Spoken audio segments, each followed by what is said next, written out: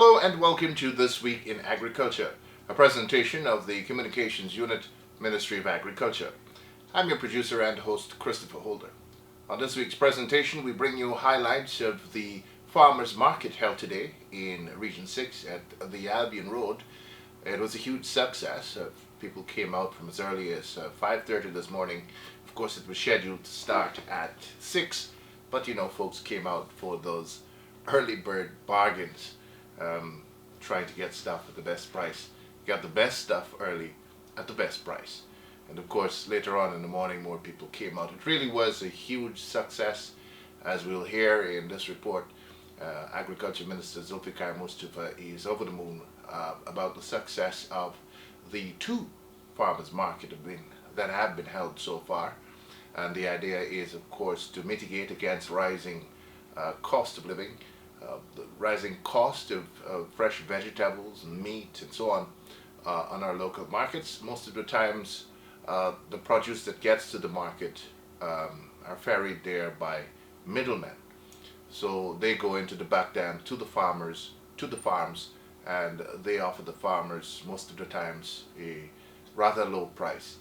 Then they sell high to the vendors in the market, and then of course the consumers at the end up with a price that is significantly higher than what originated from the farm. So this farmers market is a way a government is trying to mitigate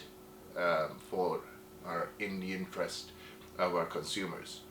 So the idea is to have this farmers market at least once a month in every region.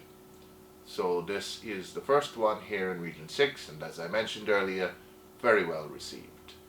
All right. Also yesterday, the minister was in Blackbush meeting with disgruntled farmers, complaining about the price of paddy being bought by millers. And of course the millers say that they have expenses too, and that's the best they can do. There was an artificial inflation of the price of paddy at the beginning of the crop, and of course this was not sustainable. We know why that happened, but of course it was not sustainable, and they started dropping the prices dramatically. And the farmers were not having any of it in Blackbush. They protested. So Minister Mustafa, at the direction of the President, visited Blackbush. He held meetings in Yakusari, Les Beholden, and out on the lower quarantine area, or central quarantine area, Auckline, meeting again there with farmers, discussing the issues affecting the industries related to prices now and the cost of inputs for the sector, all addressed in this week's edition of This Week in Agriculture. We will be back after these messages. Over the last 10 years, seed treatment has been proven to be very effective in protecting rice plants from damage by early season pests, such as water weevils, leaf miners, and caterpillars. This protection can last for up to 30 days. In so doing, it allows for better establishment of the rice plants and later no bare spots in the field. Seed treatment also negates the need for using harmful pesticides during the first 30 days of the crop, and therefore allows the buildup of beneficial insects such as the ladybird beetle, damselflies, dragonflies, and spiders, which will later prove useful against paddy bugs at every stage of their life cycle. Seed treatment involves the application of fipronil at 20% soluble concentrate in a spray can to germinated seed. The mix is 1 liter of fipronil to 2.5 gallons of water to treat 10 120-pound bags of paddy. This can be done manually, as seen here. The seed is spread on a level surface and the chemical applied using a spray can. It is then turned and sprayed a few times until the farmer is satisfied that he has achieved complete wetting of his seed paddy. Treated seed paddy is then covered and allowed to be incubated or pressed for the normal 36 to 48 hours. Then it is ready for sowing. It should be noted that in treating the seed, farmers applying the pesticide should wear the appropriate protective gear as seen here to protect against the harmful effects of the chemical on the skin or if inhaled. From 2010, since I started my seed treatment, that's when I started, and I've continued. I've never stopped because I've seen the benefit of seed treatment. And I've seen increased yield, I've seen production better because it actually gives you 35 to 40 days that you don't have to go back into the field and do any kind of a pesticide control, because that actually helps you. So farmers, I'm advising you and I'm giving you that advice because I've been doing this since 2010, and I'd like to see farmers benefit also from these 6 points. Seed treatment is a critical step in the realization of higher yield. If you have not yet adopted this practice, try it this crop. A message from the GRDB, Ministry of Agriculture.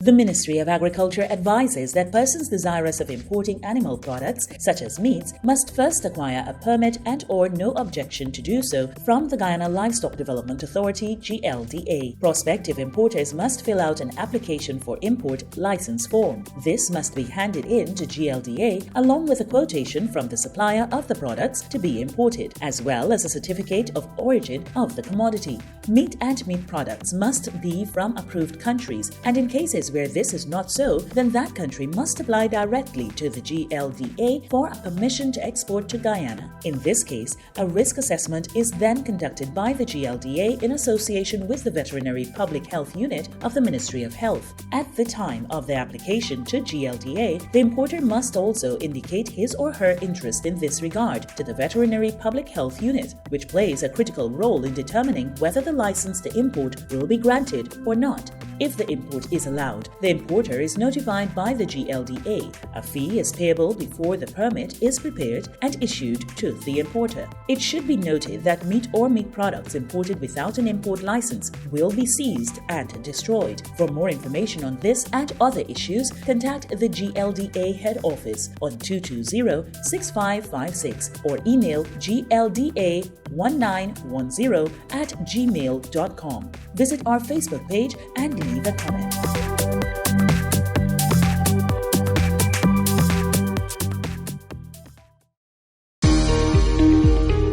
Government has committed to assisting coconut farmers across the country in their efforts at expanding their cultivations. This help will come through the clearing of vegetation and digging of internal drainage and irrigation channels. Farmers can also expect help in the form of technical support through NARI and the Hope Estate. Further, coconut seedling nurseries have been established in various regions as part of a decentralization program for nurseries. Coconut seedlings are now available. These are the 5, 3, and 18-month varieties. Farmers are reminded that the recommended number of trees per acre is 50. Persons interested in purchasing seedlings may make contact with Hope Estate on telephone number 663-2709. Once the booking is made, seedlings can be picked up from a nursery nearest you. A message from the management of Hope Estate, Ministry of Agriculture.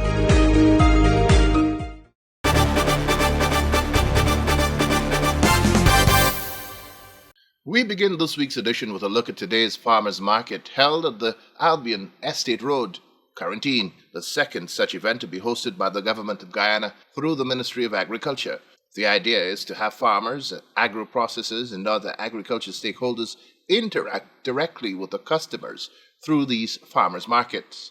Today's event, which began from as early as 6 a.m., has been declared a huge success and a hit with consumers and farmers alike, all of whom felt the event should be held at least once a month. Good morning, everyone. My name is Annie Bristol, and I'm the owner of Annie's Product. And you can see here, I'm the manufacturer of all these here that you're seeing, which is the hot sauce, the casserib, the Chinese sauce, the mango achar. I have this Moby drink here that is made from scratch, and it's ready to go. This is not the one with the concentrate. It's ready to go. You just chill and drink. All right. What do you think about this market Well, I think it's idea? I think it's a really good idea. So at least a lot of people can come out and see what Guyanese have to offer them, their own Guyanese people. So I think it's really, really something nice that that you're doing. It's good for the public. Reasonable prices. I think the consumers benefited. Yes, definitely.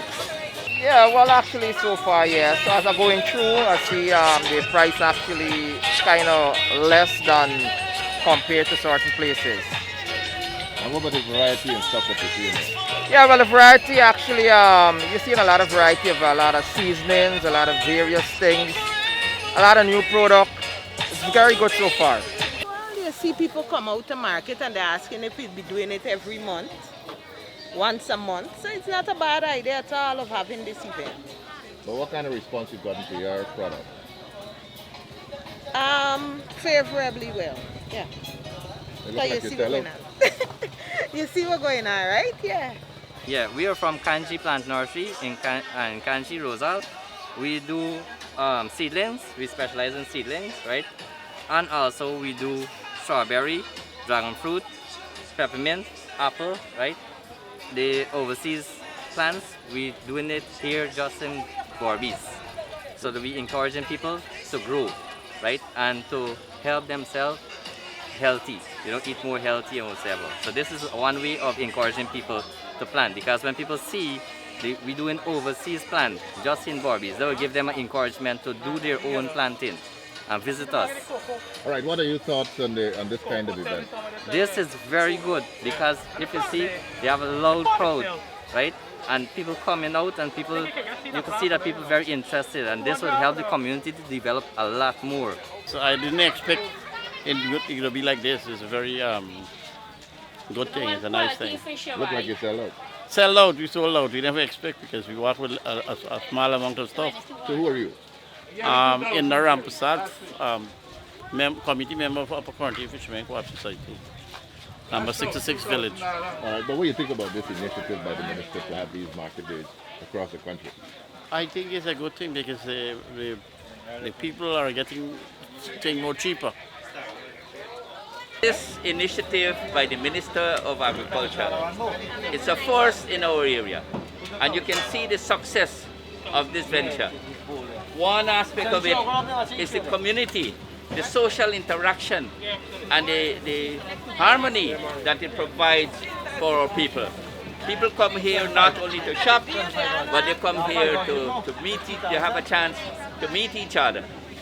Socially as well. We provide a service to them by eliminating the middleman, giving the farmers a better price for their product, and the farmers, they get the suppliers as well, they get a better deal. So all in all, it's a win-win situation for everyone. What's your response, the response to your... The response is overwhelming, and so the next outing, we have to bring much more shrimps than this.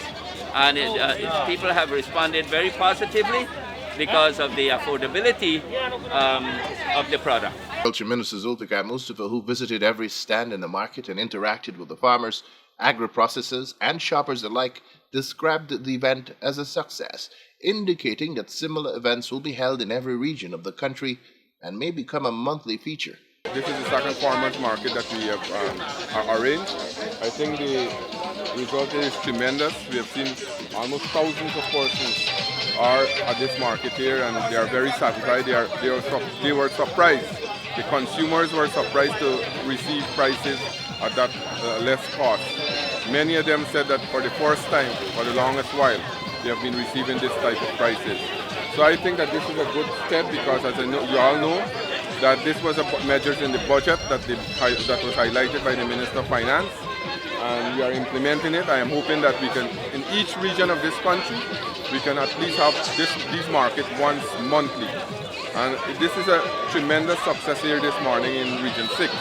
And this is the first time in Region 6 that we are having a market like this, any part in Region 6. So farmers and consumers are calling that they want these markets to be held more regularly. So what we are doing now, as I said, we'll be going to other regions, and at the end of the first pilot exercise, we'll be looking to group farmers and so that they can go to the different markets once monthly.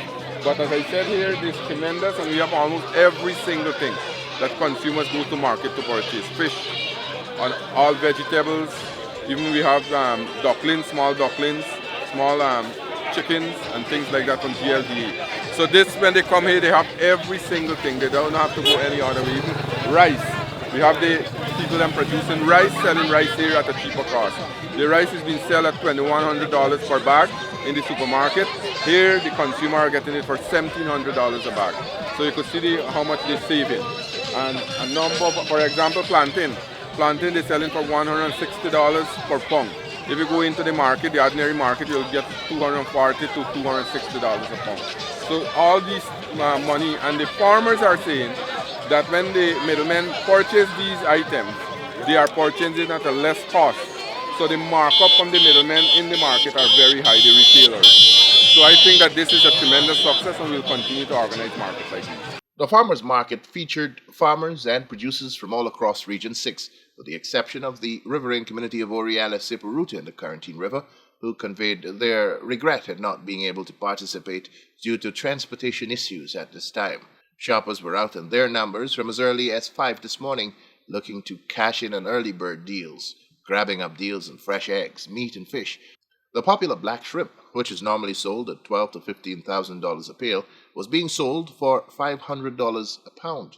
Agencies of the Ministry of Agriculture, including the GLDA, NARI, New GMC, were all on hand offering their services directly to the consumers and farmers. Baby chickens and ducks were on sale, so too were seedlings, cash crops and citrus, fruit crops, etc., all on sale at amazingly low prices.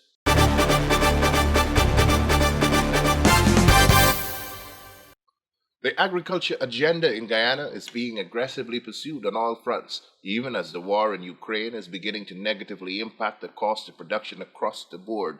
The rice industry in particular, which has long faced rising costs of inputs such as fertilizer and fuel costs, is being hit particularly hard. A move by at least 1 million Berbice to artificially jack up paddy prices at the start of the harvest, and then dropping the purchase price per bag by an initial 5,000, and then a further 5, resulted in farmers staging several protests in Blackbush, demanding government's intervention to force millers to restore the $10,000 more per ton they were getting at the start of the harvest of the first crop this year. Millers across the country have told government that the price for rice and rice products internationally have slumped due to a glut of supplies worldwide, with several of the mega producers back up to full production. Agriculture Minister Zulfikar Mustafa on Saturday met with the rice farmers and explained that the rising costs of inputs will get worse before it gets better, as the war in Ukraine is impacting global supply chains. He, however, assured that government is looking at several measures that will ease the burden on farmers, but that there is no way around each farmer taking responsibility for his own increased production and productivity. Increased yields per acre will mitigate against rising costs. Because last year we had a scarcity of paddy, and we saw one rice miller who raised the price from $52,000 to $70,000 per ton, and today he can't maintain that. And I was pushing more than 3 hours, because it's better for us. It's better for us if you, the farmers, receive more. That is why when we started government, we reduced land rental and D&I charges from $15,000 to $3,500. What we done, we take out VAT on agriculture input just because we want the farmers to get more. And you believe that we as a PVP, the PVP civic government, you believe that the input, the intervention that we have made in the rice sector so far, we will go and tell the farm millers to give you all less? You feel that because they are using the market rate and they are saying that there are a number of factors they use. We try all mechanisms. We try all mechanisms to try to get them to the price to remain at what you are receiving. We drop, let me tell you something, we drop scanner charges. When they scan in the container to export the rice, we drop it by $10,000. We drop the commission every ton of rice. They export our paddy, they either pay $8, right? $8 to the Guyana Rice Board. We dropped that. The president, I had a meeting with the president, and we dropped that by $2. So every ton we getting $2 less, US dollars I'm talking about. We are now trying to develop a wharf because they claim that when they export their paddy, that the wharfing facility in this country is limited. And they want a wharf where the paddy will export immediately. We are working with them now. Tuesday coming, I will be meeting back with them to sign an MOU for them to develop the Demerara Sugar Terminal Wharf, part of it. So that with the mechanization there, the paddy will go directly into the ship. All those things we are putting in the industry. And what we have done this year, I said when I came here last year, and when we were preparing our budget estimate, I said that Blackbush Polder will have 2 brand new pumping stations. We have signed the contract and work have started. Fazil Yunus has one at, in Blackbush, somewhere in Blackbush here, and Anil Shah has one at he has the one at Adventure. When you look at the amount of, we're trying to rehabilitate the rice facility at Leslie Hole and it's almost complete. You'll get your seed paddy right here in Blackbush Polder. We have money in our budget to subsidize some of the farmers who have lost, not with the flood but other things, seed paddy. We are now negotiating with bilateral partners, and I'm very optimistic that next crop we will have the fertilizer cheaper for you all. All those things we are putting in place. And then we are hearing, people are saying, somebody, fly-by-the-night politician come yesterday, Sohan, and said that the government is in bed with the rice miller. How dishonest these people are. So comrades, I came here today to tell you the fact. In Region 2, as I said, the farmers are received for the maximum $3,500 a bag. In Region 3, 4, and 5, they are receiving $3,800 a bag. And with this amount that they are paying you all, I believe it's amount to $4,000 a bag. 42.50, let's say. 42.26. Good, 42.26. But the point I am trying to say is that this is beyond the government control. We are trying our utmost to put input in the industry. We are trying to ensure that we find more market for you all. We are trying to ensure that we open more land. Hundreds of acres of land will come under cultivation. We are seeing number of farmers, and what we are doing, let me be very frank, whilst the government is making all these inputs and all these interventions, we are seeing farmers are racing one another to rent land. From 25,000, 30,000 to 40,000, that is pushing up the cost of production. That is pushing up the cost of production. The price per bag of paddy to farmers locally by millers is not fixed or influenced by government and is a direct transaction between the millers and the farmers. Millers have explained that the price they offer to farmers is premised on what is being offered to them on the world market, and while farmers are looking to make a profit on their production efforts, so too are the millers. But sometimes things are beyond our control. The rice miller, at that meeting, they claim that the freight charge have increased. They claim that they are exporting less amount because of the pandemic. They claim that ships are not coming in often to Guyana because of the pandemic, and they are having serious problem to get container, all those things. Right? So, comrades, I am being frank with you all here this morning. Blackbush Polder, the rice industry, have had a lot of interventions since we assumed government in 2020 August. A number of interventions, billions of dollars we have put in the industry to ensure that we help farmers. When we had the flood last year, you all know that the president made that commitment. Because when I was in Blackbush Polder, many farmers said that they're making promises, they never give no flood relief. And when the time comes for the flood relief, many of you all were not on the list. That is why we had to go back and do it back. But when you look at the amount, I have it here, I can give name by name. I can give name by name, hundreds. Have we got 300 people here? Many of you all received the relief. Right?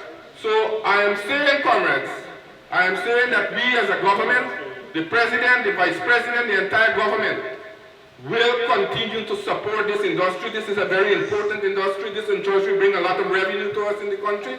And also, we will try to ensure that we put measures in place. We put measures in place to bring the cost of production down. Since the increase of fertilizer, we have been negotiating to see how we can get. Tuesday coming, we have a meeting. I asked that all the suppliers in Guyana be invited to that meeting, and we have a commitment how much they will take, so that we will guarantee that we get the fertilizer cheap for next crop. The other thing is that we also are now starting the construction of the gas to shore project, and when that finishes, we will have our own natural gas to produce our own fertilizer. So things are moving. We have to look at the long-term picture. We can't just be short-sighted. We can't just be short-sighted and say that the government neglect us. Comrades, we have been accused by the opposition. And we saw what they did when they were in government. Today they will have your interest at heart.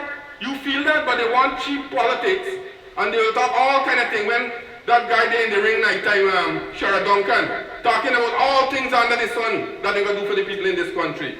But they had 5 years, and what they did, nobody would have come out to protest. We had flood in 2017. We had flood in 2018. None relief was given to farmers or any person who suffered flood. We had so much of our rights were violated. Nobody never come out on the road and block the road and the traffic roll all two sides. So comrades, I am saying let us look at the bigger thing. Our future is bright. Let us ensure what we get, let us protect it. And let us work together to develop this sector. We can't be complacent and we can't be short-sighted. We made a mistake in 2015. You all remember the mistake? Branjatan and Nagamutu said that they got $9,000 a bag for paddy. And when they get into government, how much they received? Then they said rice is a private business. Meetings were also held with farmers of Lesby Holden, Blackbush Polder, and at Auckline on the Lower Quarantine. At both places the message was the same, government assuring farmers that millers have committed to holding the price per bag of paddy at $65,000 a ton.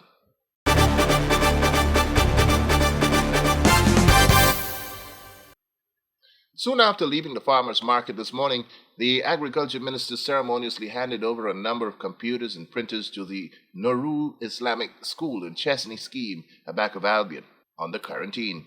The Muslim educational facility provides classes to the more than 50 students of all religious denominations from around the community. The equipment will be used to teach classes in computer technology.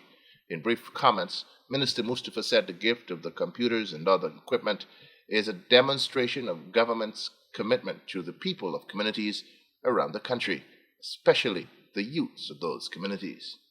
Brothers and sisters, this morning is a morning that we came here to fulfill promises, because as a government over the last 18 months we have been making and trying to ensure that we make intervention to improve the living standards of Guyanese in our country.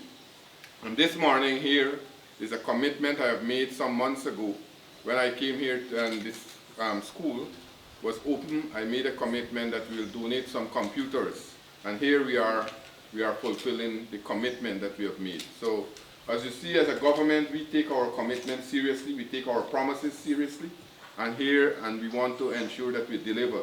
Likewise, when we went to the election, we made a number of commitments and promises.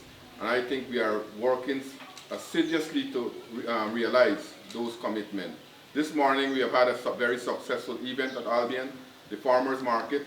That is one way to help the Guyanese people to cushion the cost of living, bring down the cost of living, and we will continue to make these kinds of intervention. Here this morning we are here to donate these computers to the school.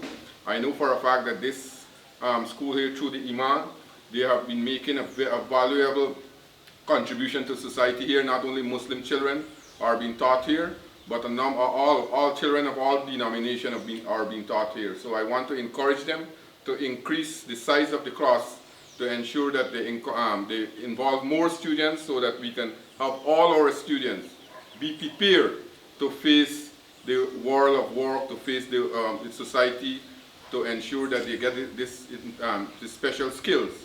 Computer today is common in our country, computer classes, and I know for a fact that through the RDC, they can work along with the Ministry of Education to have someone here to come and teach students, and they have someone who is teaching.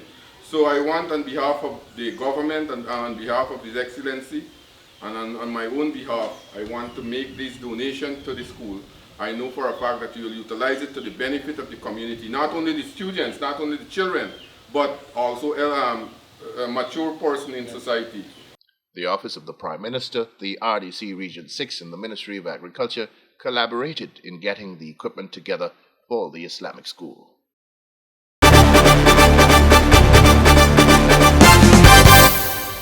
Well, that's all the time we have on this week's edition of This Week in Agriculture, a presentation of the Communications Unit, Ministry of Agriculture.